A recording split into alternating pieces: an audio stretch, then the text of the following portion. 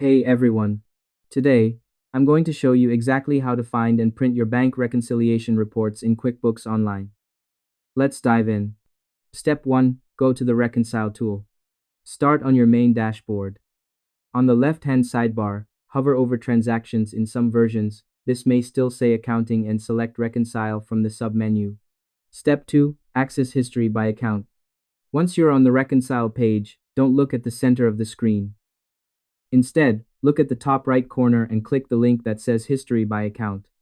This is where QuickBooks stores every reconciliation you've ever finished. Step 3. Filter for your report. On this screen, use the drop-down menus to select the specific account you're looking for and the report period. Once you find the correct month, look to the far right of that row. Step 4. View the report. In the Action column, click View Report. This will open a detailed breakdown of your cleared and uncleared transactions for that period. Step 5. Print or save as PDF.